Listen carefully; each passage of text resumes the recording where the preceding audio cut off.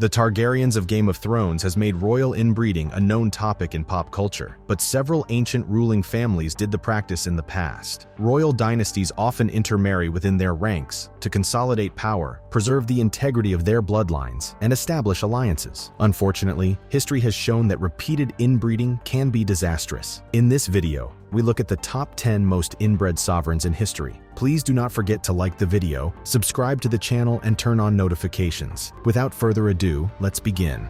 1. King Charles II of Spain. Born in 1661, King Charles II of Spain was known as El Hechizado, or the Bewitched. He is a classic illustration of the severe genetic effects that can emerge from decades of inbreeding and holds the top spot on this list. Inbreeding can result in severe genetic consequences, and El Hechizado suffered the worst. Charles II, who was a member of the Habsburg dynasty, was the child of a family tree that was so deeply connected that the degree of inbreeding in his lineage was more than it would have been if his parents were siblings. The powerful Habsburgs of Europe were known for their history of intermarrying with members of other royal families. Their Habsburg jaw was a recognizable facial characteristic of the family, a clear indicator of the severe inbreeding they practiced. However, Charles II was the one who suffered the most from the effects of these hereditary abnormalities. He was affected by a wide range of mental and physical conditions, most of which can be attributed to the significant degree of inbreeding that occurred within his family tree. He displayed evidence of significant physical and cognitive damage at an early age, which continued throughout his life. He also did not start talking until he was 4 years old and did not start walking until he was 8 years old. As he became older, the difficulties he was having with his health lingered and even got worse. His epileptic seizures, acute abdominal discomfort, and developmental difficulties all plagued him throughout his life. Even though he was married twice, it appears that he was unable to have children, and hence was unable to generate an heir. Charles II's reign was marked by political turmoil and deterioration, which was another common result of inbreeding during his time in power. As a result of his incapabilities, he was unable to exercise efficient governance, and during his reign, the authority and influence of the Spanish Empire in Europe continued to decline. Because he was unable to have children, there was a huge problem with the line of succession, which culminated in the War of Spanish Succession. After his death in 1700, Charles II's life continues to serve as a powerful reminder of the perils of inbreeding in royal families. His genetic conditions were a direct consequence of the intermarrying that had taken place inside the Habsburg dynasty over many centuries. 2. Cleopatra, Queen of Egypt. Cleopatra VI, the last pharaoh of Egypt, was a ruler whose life was filled with treachery, power, and infamous romance. She was also the monarch who brought the Romans to Egypt. Cleopatra VI was a member of the Ptolemaic dynasty, which descended from the Macedonian general Ptolemy the Art. Her family was infamous for their practice of intermarrying different royal families. Ptolemy, who was anointed monarch of Egypt by Alexander the Great, married his siblings in order to maintain the integrity of the family bloodline and to keep the political authority within the Ptolemy family. Cleopatra was the result of inbreeding, as it is believed that her parents were siblings. She also carried on the Ptolemaic tradition of marrying a sibling when she took over as co-regent alongside. She wed her younger brother, Ptolemy the Fertile, and would later fight him for the throne. The socio-political approach of maintaining dynasty authority was accomplished through the practice of intermarrying different groups of people. Despite the fact that it was associated with an increased risk of health problems caused by inbreeding, the practice continued for centuries. In spite of her family history, Cleopatra was more famous for her political savvy and her ability to seduce men than for any physical deformities or health problems she may have had. The legends that have grown up around her associations with Julius Caesar and Mark Antony are legendary. She demonstrated her strategic intelligence and charisma by exploiting these partnerships, and she did so in order to consolidate her control in Egypt and try to construct a more powerful Mediterranean empire. It is important to note, however, that none of her children were biologically related to her. Caesarion, the son of Julius Caesar, the twins Alexander Helios and Cleopatra Selene, children of Mark Antony, were the offspring of other relationships. However, the effects of inbreeding within the Ptolemaic dynasty were plain to see and could not be ignored. When Cleopatra ascended to the throne, the Ptolemaic dynasty was already in a period of decline due to the rule of Cleopatra's own father, Ptolemy the Ponth, who was an ineffective monarch. Inbreeding was not the only factor in this downfall, of course. Nevertheless, It is conceivable that the negative effects of intermarriage on both physical and mental health contributed to the dynasty's incapacity to keep their hold on power. The rule of Cleopatra VI provides a detailed picture of how inbreeding affects ancient sovereigns because of the extent of the relationship between her family members. Although she did not suffer the direct health repercussions to the same extent as someone like Charles II of Spain, it is possible that the policy of intermarriage that was practiced within the Ptolemaic dynasty may have contributed indirectly to the decline of the dynasty. Despite that, Cleopatra was a gem in the annals of history. Even in a setting filled with the possibility of genetic risk, Cleopatra's personal survival and achievement in this milieu display her resiliency and strategic ability. 3. Henry VI, King of England. Henry VI, King of England, is our third subject. Born in 1421, Henry VI is famous for having a reign that was unusually long and for having significant mental health concerns throughout his life. Following the tragic death of his father, Henry V, he ascended the throne at the young age of 9 months and ruled through one of the most turbulent periods in English history, which included the Wars of the Roses. The House of Lancaster was a cadet branch of the royal House of Plantagenet, and Henry VI was a member of that branch. His family tree, like the families of many other members of the European monarchy, was marked by a high degree of marriage between family members. Inbreeding coefficients that were higher than what would be considered normal were found in his family since his parents, Henry V and Catherine of Valois, were distantly connected. Both were descendants of Edward II.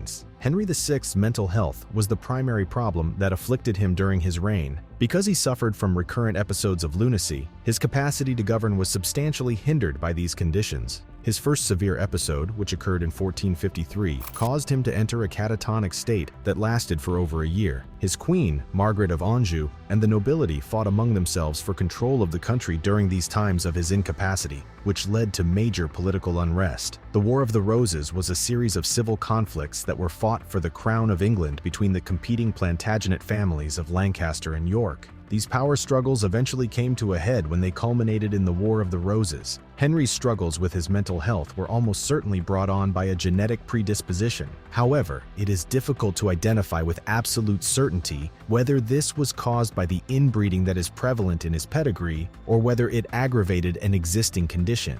It is important to note that his grandfather, Charles VI of France too, had episodes of insanity, which suggests that there may be a hereditary component to the disorder. Even when the effects of inbreeding are not as immediate or obvious as they were in the instance of Charles II of Spain, the case of Henry II demonstrates the potential hazards that can arise from the practice. Henry VI did not have severe physical deformities like the Habsburg jaw, but he did have significant mental health concerns that were presumably impacted by his hereditary predisposition.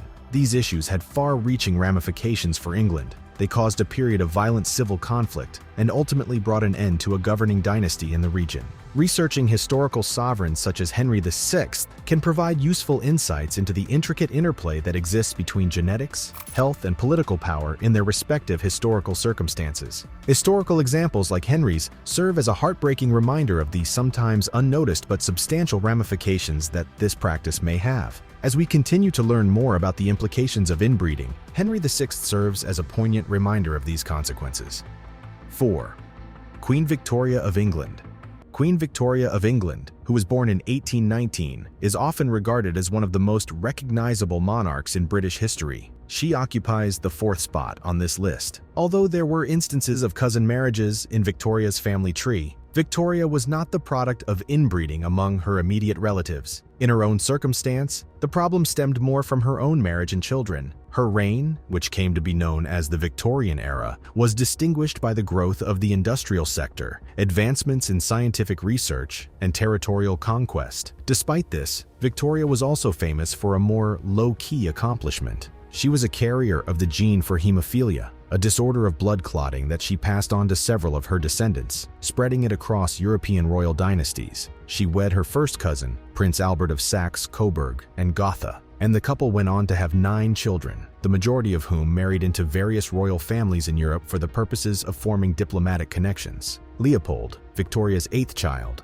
was the one who showed the earliest signs of having hemophilia. He experienced bouts of bleeding on a regular basis, was prone to accidents, and had bad health in general. Leopold suffered a brain hemorrhage following a fall, which was a complication of his hemophilia and ultimately led to his death at a relatively young age. In addition, Victoria was responsible for the transmission of the hemophilia gene to her daughters Alice and Beatrice, who in turn passed it on to a number of other royal houses in Europe, including those of Spain, Germany, and Russia. The most well-known example of this is probably her granddaughter, Alexandra Romanov, who was married to Nicholas II and was the last woman to hold the title of Tsarina of Russia. She gave the gene to her son Alexei. Rasputin, a self-proclaimed prophet, rose to prominence as a direct result of the boy's condition. He wielded enormous influence over the Tsarina due to his ability to soothe Alexei's suffering and, by extension, the Tsar and the Russian nobility. His actions severely destabilized the Russian monarchy. Both historians and geneticists have debated the question of where the hemophilia gene in Victoria came from. Some people believe that because there is no known history of the condition in her family's lineage, it may have been the result of a spontaneous mutation, which is something that might happen on occasion in nature. The narrative of Queen Victoria suggests that despite her not being as genetically similar to other queens, the inbreeding among her offspring had significant implications. Her reign and lineage have provided vital insights into the inheritance of genetic abnormalities and the implications of such conditions for the course of history. Despite the great accomplishments of the Victorian era, the rapid spread of the royal disease serves as a glaring warning of the risks of concentrated genetic pools within ruling dynasties. This is especially pertinent in light of the fact that the disease was contracted by only members of the royal family. 5. Ferdinand I of Austria. The fifth spot goes to Ferdinand I of Austria, who ruled Austria from 1835 to 1848. He was a member of the House of Habsburg, a family notorious for the considerable inbreeding that occurred within the family. He was known for his kindness and fondly called Ferdinand the Good. But sadly, he suffered from a number of health concerns that are related to the lengthy history of intermarriage that the Habsburg family had. His father, Francis II, was the last Holy Roman Emperor, and his mother, Maria Theresa of Naples and Sicily, was Francis's second wife. Ferdinand was their firstborn child. His parents were each other's double first cousins, which meant that they had a common set of grandparents on both sides. This degree of intimate familial intermarriage considerably enhanced the probability of their descendants acquiring and manifesting unfavorable genetic disorders. Ferdinand was not an exception to this rule. From infancy, Ferdinand displayed symptoms that pointed to significant health issues. Hydrocephalus is a condition that is defined by an excessive accumulation of fluid in the brain, which can cause an enlarged head, and in some cases, mental problems. Ferdinand I suffered from this ailment, which caused him to have a large head. In addition to this, he suffered from epilepsy and was unable to walk until the age of 5. His cognitive talents were also said to be limited, with some historical reports claiming he had trouble doing simple activities and making decisions. Because of his health problems, Ferdinand's reign was seriously harmed. Due to the fact that he was frequently unable to govern,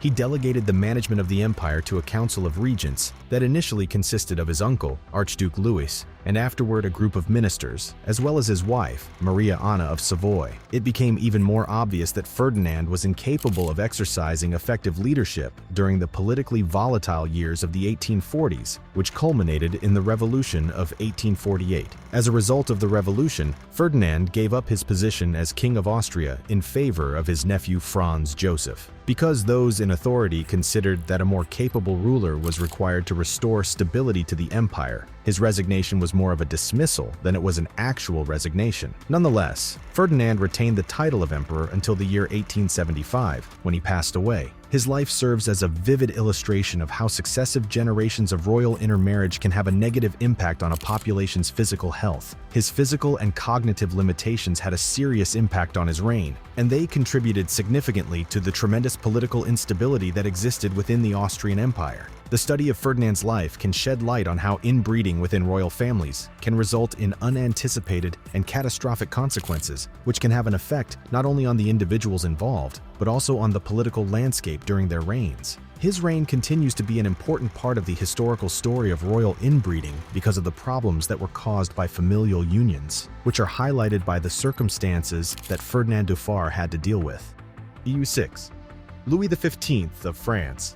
Another example of a monarch whose family intermarried is Louis XV of France, who ruled France from 1715 to 1774. Known as Louis the Beloved, he also suffered the negative effects of inbreeding, although not to the same extent as the Ptolemies or the Habsburgs. His reign got off to a strong start, but ultimately ended in failure and public disfavor, which helped pave the way for the French Revolution. Louis XV was the great-grandson of Louis XIV and Maria Theresa of Spain. The marriage between Louis XV and Maria Theresa had been one of political convenience, with the intention of putting an end to the decades-long conflict that had been raging between France and Spain. They were both each other's double first cousins, and the degree to which they had intermarried increased the likelihood that their offspring would exhibit unfavorable recessive features, as was the case with Louis XV. These traits manifested themselves in Louis XV. His reign was distinguished by lethargy, indecisiveness, and susceptibility to manipulation, which some historians suggest could have been aggravated by his familial heritage. Despite the fact that Louis XVI did not have any noticeable physical or mental impairments, his reign was marked by these characteristics. Similar to those of past inbred rulers, he showed little interest in governing and frequently delegated responsibility for running the state to his ministers and mistresses. During his reign, France suffered an economic crisis and mounting popular unrest as a result of the 7 Years' War, in which practically all of France's North American possessions were lost.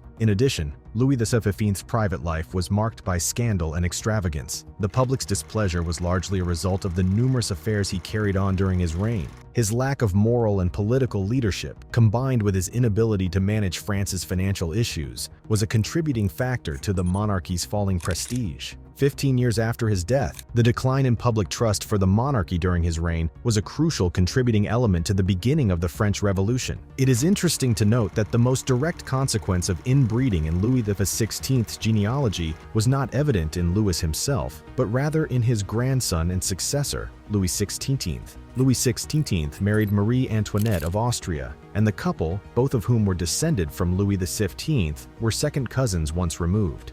7. Alfonso X, the Tortoise of Spain, comes in at number 7. Another monarch, whose reign was influenced by the legacy of intermarriage left by the Habsburg dynasty, was Alfonso XIII, known as the Tortoise of Spain, who ruled from 1874 until 1885. He was born into the House of Bourbon, a dynasty that had intermarried with the Habsburgs, as well as other royal families around Europe over the course of several decades. King Alfonso IV of Spain was the offspring of Queen Isabella II of Spain and Francis, Duke of Cadiz, who was her husband. Because Isabella and Francis were both descended from the Bourbon and Habsburg families, it meant that they shared common heritage and had a higher risk of transmitting genetic abnormalities to their offspring. Because Isabella and Francis were first cousins, the increased likelihood of both of them passing on a genetic condition to their children is likely attributable to the closeness of their family relationship. Alfonso X battled a variety of health issues for the entirety of his life. He was prone to illness, and his general physical makeup was not very robust. He was known to suffer from tuberculosis during his adult years, which ultimately led to his untimely death at the age of 27.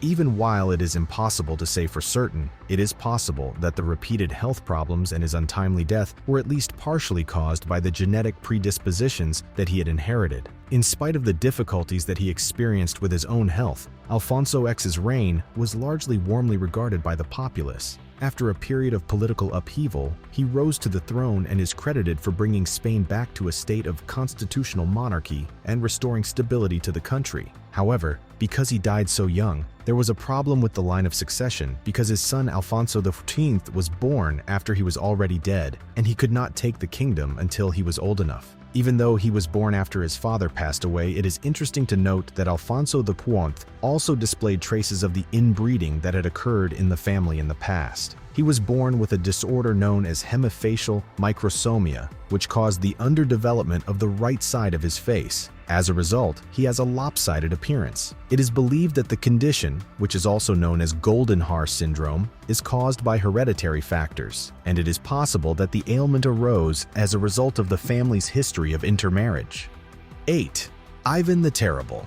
In the subject of royal inbreeding, the instance of Tsar Ivan IV of Russia, often known as Ivan the Terrible, is a powerful example. His reign, which began in 1547 and ended in 1584, was marked by significant transformations in government as well as spells of mental illness, which some people believe may have been influenced by his heritage. His reign lasted from 1547 until his death. Ivan IV was a member of the Rurik dynasty, which had reigned over numerous regions of Russia for several centuries prior to his reign. In the same way that other royal families of the time did, the Rurikids engaged in intermarrying members of other royal houses in order to solidify their power and form alliances. Ivan's family tree did feature some instances of cousin marriages, which may have elevated the likelihood of genetic problems. However, the degree of inbreeding was not nearly as severe as it was in certain European royal houses. The moniker "the Terrible" was given to Ivan IV because of his reputation for severe harshness and erratic behavior throughout history.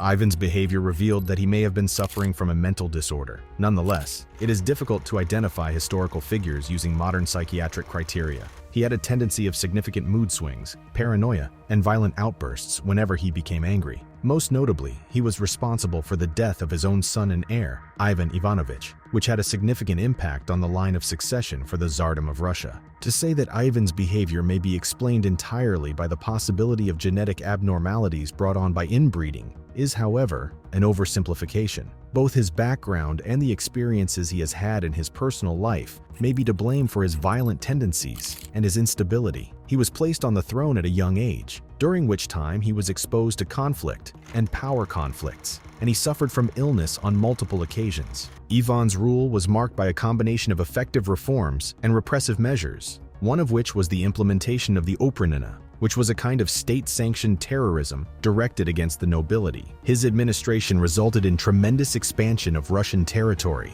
but it also brought about extended periods of widespread violence and starvation. There is a possibility that genetic factors related to his lineage's practice of intermarriage could have influenced his mental state. However, it is equally important to consider the societal, environmental, and personal factors that shaped his rule. The long-term effects of his reign led to what is historically known as the Time of Troubles, a period of civil unrest and political upheaval. His leadership is a striking example of the unpredictability and volatility that can result from rulers who have a tendency for mental instability, whether that instability is caused by genetics, the environment, or some interaction of the three. Ivan IV's reign provides useful insight into the potential effects of such procedures, despite the fact that it is unknown how much of an impact inbreeding had on his ability to lead. His life and leadership continue to play an important role in the historical narrative of Russia, and they serve to remind us of the potentially far-reaching ramifications that might result from royal intermarriage.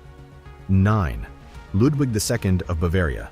Ludwig II of Bavaria, sometimes known as Mad King Ludwig, was King of Bavaria from 1864 until his untimely death in 1886. His reign spanned from 1864 to his death, which was shrouded in mystery. When studying the probable effects of royal inbreeding, his reign, which was defined by erratic behavior, grandiose building undertakings, and possible mental health difficulties, offers a strong argument. As a member of the House of Wittelsbach, Ludwig II was descended from a family that had intermarried on occasion, albeit not to the same extent as other royal families in Europe. His parents, Maximilian II of Bavaria and Marie of Prussia, were first cousins. His paternal grandfather was King Maximilian I of Austria. This degree of close kinship, on the other hand, has the potential to bring concerns associated with recessive genetics to the forefront. The thing that people remember most about Ludwig II is perhaps his enthusiasm for ornate architecture. He is responsible for the construction of magnificent buildings such as Neuschwanstein Castle, Herrenchiemsee Palace, and Linderhof Palace. However, he nearly went bankrupt as a result of his expensive initiatives, which he financed with his own personal riches in addition to enormous debts. In addition to his expensive ambitions in the field of architecture, Ludwig II exhibited habits that led to worries being raised regarding his mental health. It was stated that he was becoming more reclusive, and it was noted that he rarely appeared in public and frequently conducted official business through correspondence. In addition to this, he adopted a nocturnal lifestyle, engaging in activities such as night rides and insisting that his servants be on call around the clock. There are stories that Ludwig II engaged in peculiar behaviors, such as insisting on dining with his beloved horse and emulating the characters from Richard Wagner's operas, whose works he adored dearly. In the year 1886, a government panel determined that Ludwig II was mad on the grounds that he suffered from paranoia. As a result, he was dethroned by a process that circumvented the standards outlined in the Constitution of Bavaria.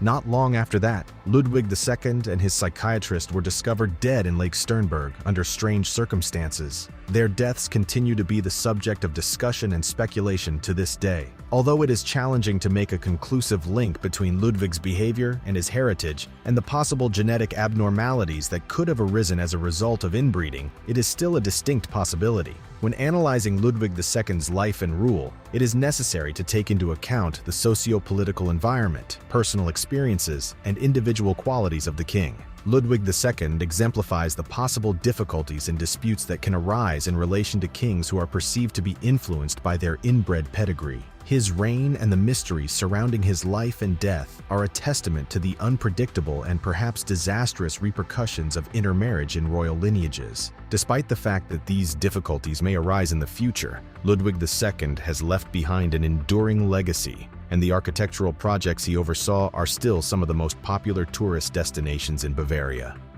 10. King Tutankhamun of Egypt. The 10th spot goes to King Tutankhamun of Egypt, commonly referred to as King Tut. He was an 18th dynasty pharaoh, and his reign spanned about 1332 BC to 1323 BC. He became one of the most well-known pharaohs after the discovery of his tomb in 1922, when it was found to be substantially intact. Recent scientific research, however, has hinted that Tutankhamun was the product of inbreeding, which would have most certainly had a substantial impact on his overall health. Tutankhamun was born to Akhenaten and one of Akhenaten's sisters, meaning that his father and mother were both Akhenaten's sisters. Marriage between siblings was a common occurrence in ancient Egypt. This was especially true within the royal family, as it served the purpose of preserving the royal lineage through offspring. Researchers have found a number of health difficulties that Tutankhamun most likely dealt with through the use of DNA testing and other scientific analyses. This is due to the fact that such close intermarriage comes with a significant risk of genetic illnesses. King Tut suffered from Kohler's disease, an extremely uncommon bone disorder, and had clubfoot, which would have made it difficult for him to walk without assistance.